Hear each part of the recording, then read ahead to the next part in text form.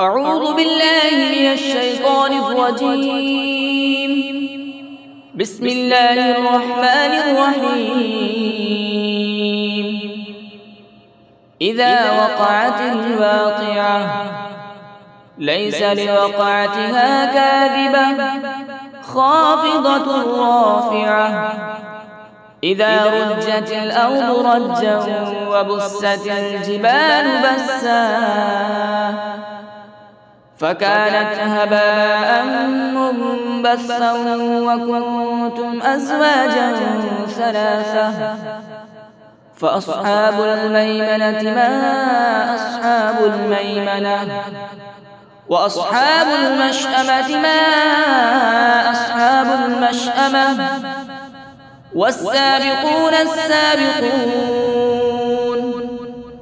أولئك المقربون في جنات النعيم ثلة من الأولين وقليل من الآخرين على سرر موضونة متكئين عليها متقابلين يطوف عليهم ولدان مخلدون بأكواب وأباريق وكأس من معين لا يصدعون عنها ولا ينزفون وفاكهة مما يتخيرون ولحم طير مما يشتهون وحور عين كأمثال اللؤلؤ المكنون جزاء بما كانوا يعملون لا يسمعون فيها لغوا ولا تأثيما إلا قيلا سلاما سلاما وأصحاب اليمين ما أصحاب اليمين في سدر مخضود وطلح منضود وظل ممدود وماء مسكوب وفاكهة كثيرة لا مقطوعة ولا ممنوعة وفرش مرفوعة إنا أنشأناهن إنشاء فجعلناهن أبكارا عربا أترابا لأصحاب اليمين ثلة من الأولين وثلة من الآخرين وأصحاب الشمال ما أصحاب الشمال في سموم وحميم وظل من يحموم لا بارد ولا كريم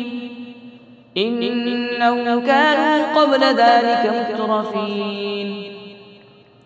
وكانوا يصرون على الحنث العظيم وكانوا يقولون أئذا متنا وكنا ترابا وعظاما أئنا لمبعوثون أوآباؤنا الأولون قل إن الأولين والآخرين لمجموعون إلى ميقات يوم معلوم ثم إنكم أيها الضالون المكذبون لآكلون من شجر من زقوم فمالئون منها البطون فشاربون عليه من الحميم فشاربون شرب الهيم هذا نزلهم يوم الدين نحن خلقناكم فلولا تصدقون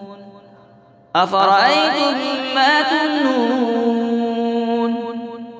أأنتم تخلقونه أم نحن الخالقون نحن قدرنا بينكم الموت وما نحن بمسبوقين على أن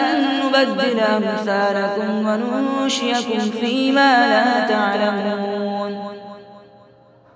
ولقد علمتم النشأة الأولى فلولا تذكرون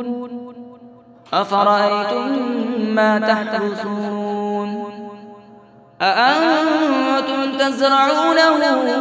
أم نحن الزارعون لو نشاء لجعلناه حطاما فظلتم تفكهون إنا لمغرمون بل نحن محرومون أفرأيتم الماء الذي تشربون أأنتم أنزلتموه من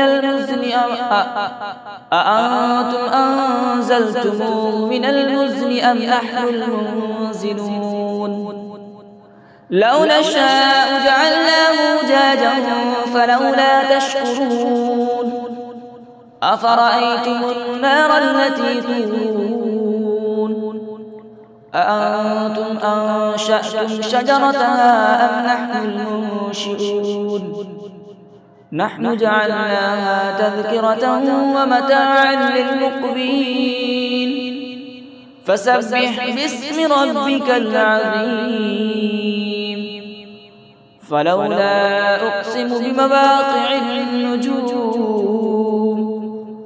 وإنه لقسم لو تعلمون عظيم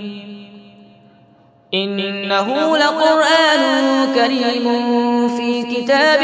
مكنون لا يمسه إلا المطهرون تنزيل من رب العالمين أفبهذا الحديث أنتم مدهنون وتجعلون رزقكم أنكم تكذبون فلولا إذا بلغت الحلقوم وأنتم حين يومئذ تنظرون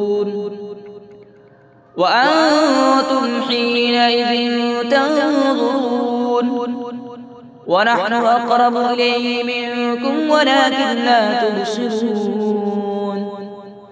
فلولا إن كنتم غير مدينين ترجعونها إن كنتم صادقين فأما إن كان من المقربين فروح وريحان وجنة نعيم وأما إن كان من أصحاب اليمين فسلام لك من أصحاب اليمين وأما إن كان من المكذبين الضالين فنزل من حميم وتسلية جحيم إن هذا لهو الحق اليقين فسبح باسم ربك العظيم صدق الله العظيم.